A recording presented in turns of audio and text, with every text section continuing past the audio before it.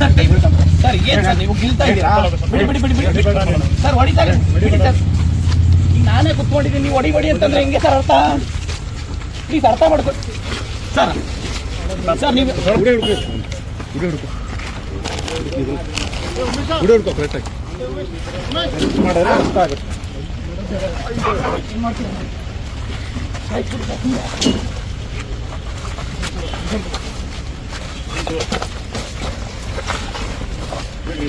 Sir ಏನು ಒಳ್ಳೆ ಕೊಲೆ ಮಾಡಿರೋ ತರ ಮಾಡ್ತಾ ಇರೋ ನೀವು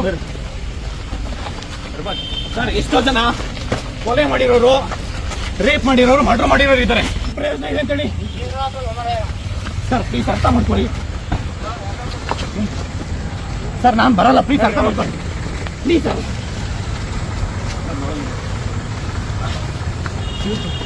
ಸರ್ ಎಷ್ಟು ನಾನು ಬರಲ್ಲ ಸರ್.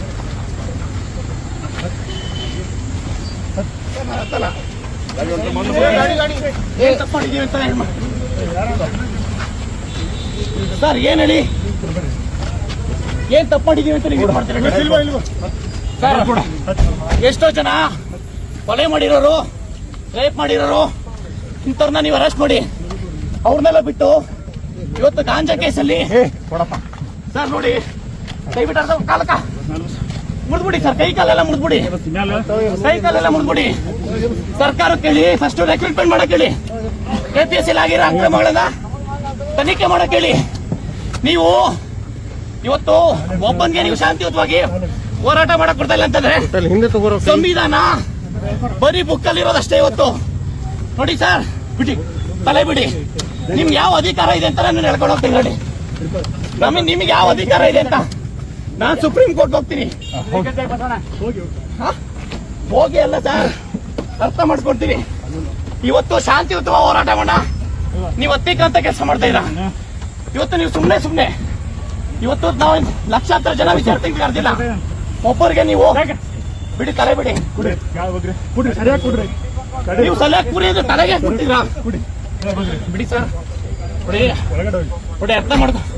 ಫಸ್ಟ್ ಸರ್ಕಾರ ಕೇಳಿರಿ ರೆಕ್ರೂಟ್ಮೆಂಟ್ ಮಾಡೋಕೆ. ನೀವು ಸರ್ಕಾರ ಕೇಳಕ್ ಬಿಟ್ಟು ಇವತ್ತು ಲಾಸ್ಟ್ ಟೈಮ್ ನೀವು ಆಡಬೇಕಾರೆ ಬಿಡಿ. ಆಯ್ತು, ಇಲ್ಲೇ ಹೊಡೆದ್ಬಿಡಿ. ಆಯ್ತು ಏನ ಸರ್, ಬಿಡಿ. ನೀವು ನಾವು ಶಾಂತಿಯುತ ಹೋರಾಟ ನೀವು ಕೆಲಸ ಮಾಡಿದೆ ಅಂದ್ರೆ ಇದು ನೋಡಿ ಸರ್. ಸರಿಯಾಗಿ ಕೂತ್ಕೊಳ್ಳಿ ಸರ್, ಕೂತ್ಕೊಳ್ಳೋಣ. ರಾಜ್ಕುಮಾರ್ ಸರಿಯಾಗಿ ಕೂತ್ಕೊಳ್ಳಿ.